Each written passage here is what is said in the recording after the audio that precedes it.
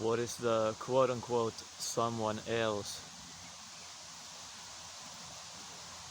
It does seem to depend on thought. Where is another when no thought is appearing? So where is another when no thought is appearing? Where is even this one when no thought or idea is appearing?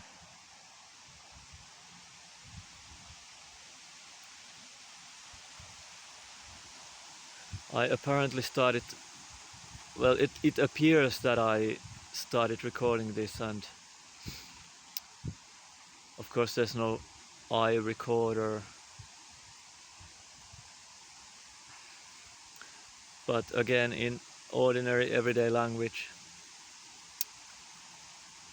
I'm just seeing if anything comes out of this mouth. This is a story, of course. That was apparently said regarding the talking or whatever.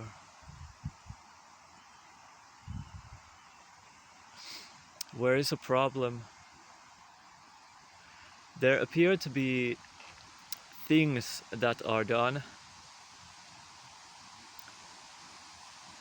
Life keeps on.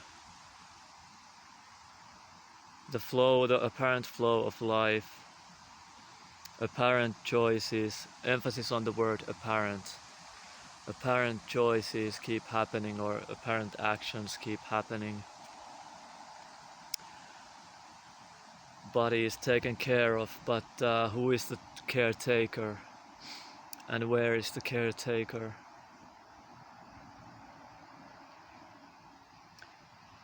But yeah, there's like a... I don't even know. I don't even know what to say. I mean, this is a story. It's not just a story though, because it's based on apparent physicality and memory.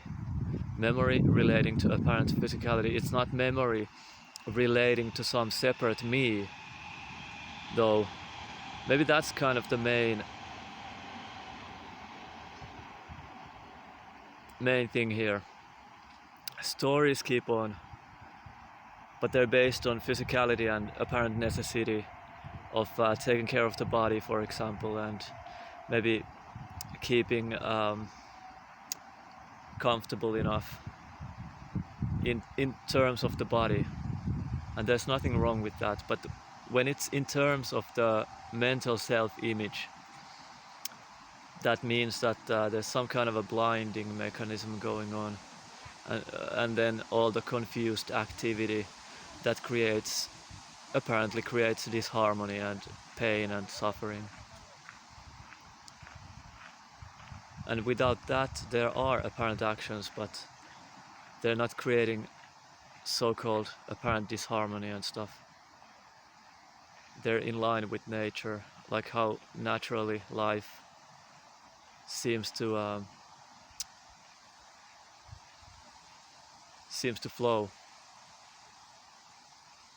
And it doesn't mean that there isn't pain at times, like physical pain. It doesn't mean that there wouldn't be sickness for the body.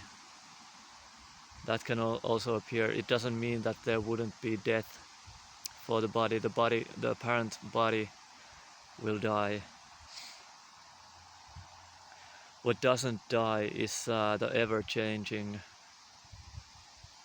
I don't know if that's even true. Because even ever-changingness is kind of based on some kind of a perception and memory. But it cannot be discounted either. Like life cannot be brushed away. Brushing away life would be just another concept, and it would be just life making noise too, you know?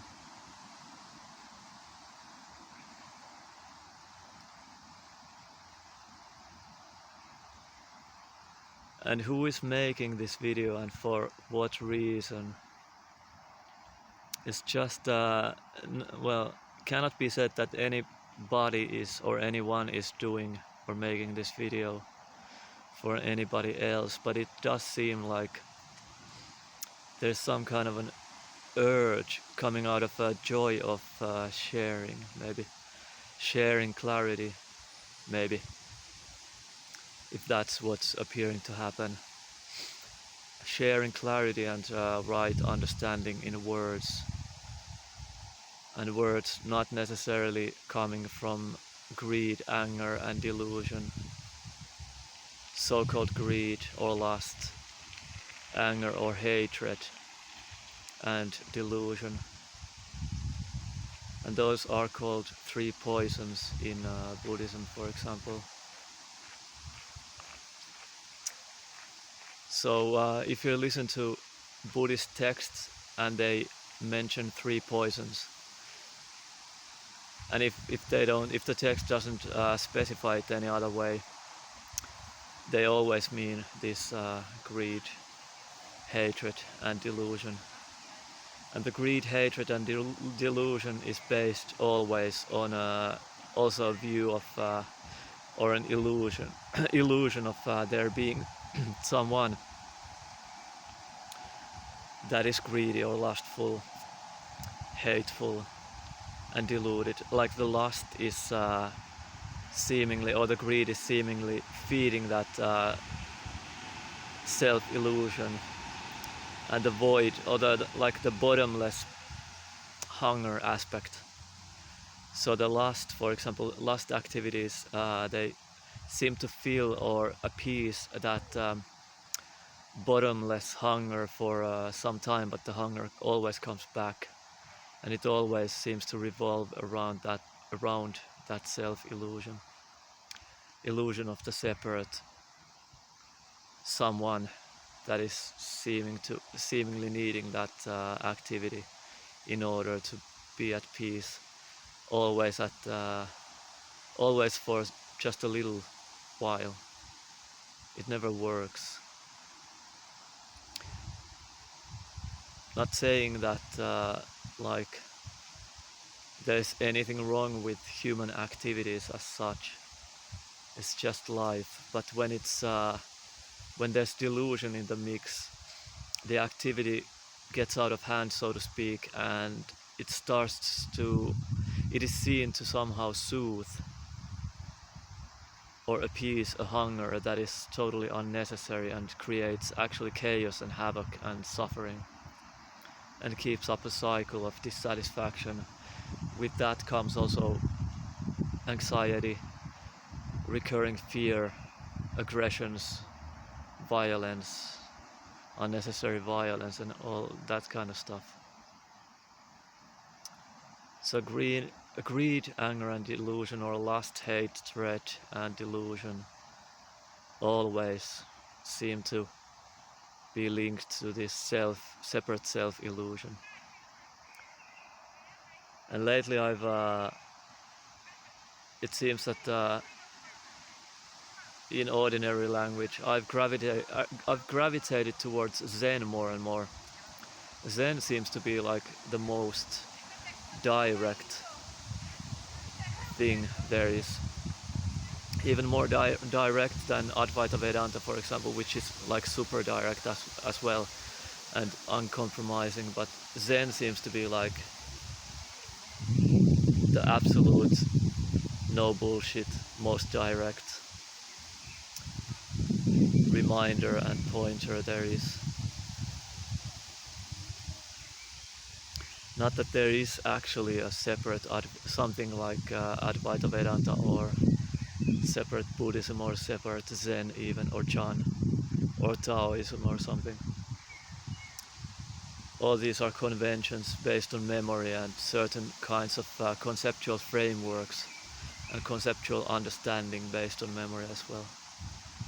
There is no Zen, there is no Advaita Vedanta, there is no Buddhism even. There is no Buddha. In a way, for a Buddha, it doesn't refer to a character. For a Buddha, like the awake reality, there is no awake reality as a separate awake reality that can be pointed out as being awake reality. So for a Buddha, for Buddha, not a Buddha, but for Buddha, there is no Buddha. Like Nisargadatta Maharaj said, for the absolute, there is no absolute. Same thing in a way, pointed out for who. This seems to be paradoxical, so there are these pointings and they do have their place, apparently. But then at the same time, it cannot be said that there even can be any pointing and anyone or anything that is being pointed to, or that the pointers are for.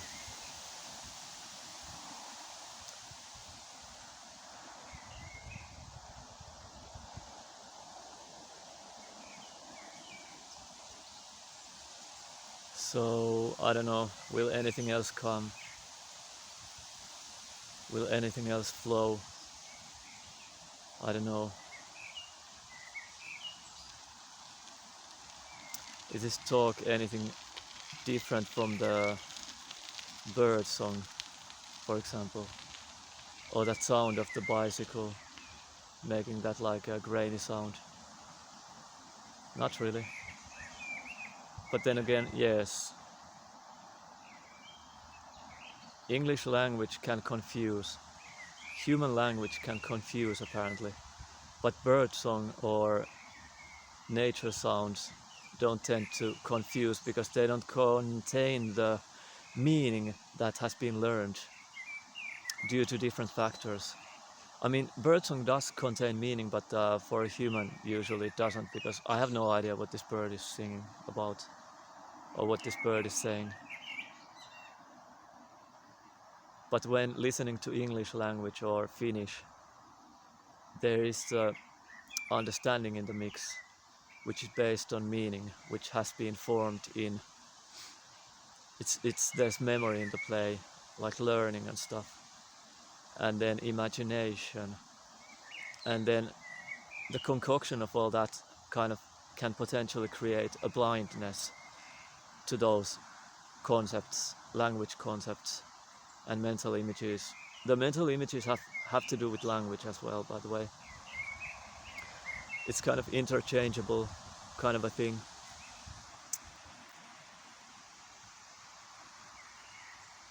But also language, the same language that can confuse and create hypnosis or trances or dreams can also point those out. It can also apparently create clarity, it seems. It can point out the mechanisms, the blinding mechanisms, the hypnosis mechanisms. And that's largely what these videos are, or these walk and talk videos are about, actually. And that has an apparent effect in the world. The less there is confusion and hypnosis and trance and selfishness going on in the world, the less there is disharmony and suffering and pain in the world as well.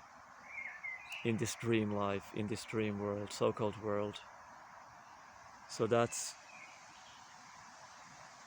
just a nicer and more fun time, but then again, for who? And it's also clear that nothing lasts, and it couldn't be any other way than it is. So yeah, I don't know. Any kind of a setup, any kind of a situation that appears will also disappear. It will mutate, change, disappear, die.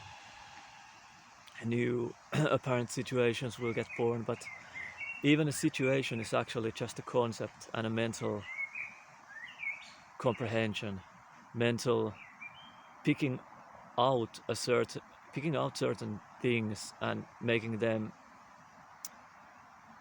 good and wantable somehow. It's based somehow on meditations, but why? It has to do with agitation of energy and feeling So when certain feelings appear, when certain situations appear, they can resonate or produce, or I don't know, like cause certain feelings that are seen biologically as unwantable and painful, but actually it's all the same in a way. The so-called good situations, bad situations, and good feelings and bad feelings are actually the same energy. But is there even an energy? Is there even energy, like one energy? Because that kind of implies that there would be someone feeling that energy. There is feeling, yeah, but that too is empty. And there's no substance called energy. You, I don't think it could be said. I don't think it can be said that there is just energy. Even that is just a story, because energy would be just apparent, not real, and empty of self, empty of any real substance.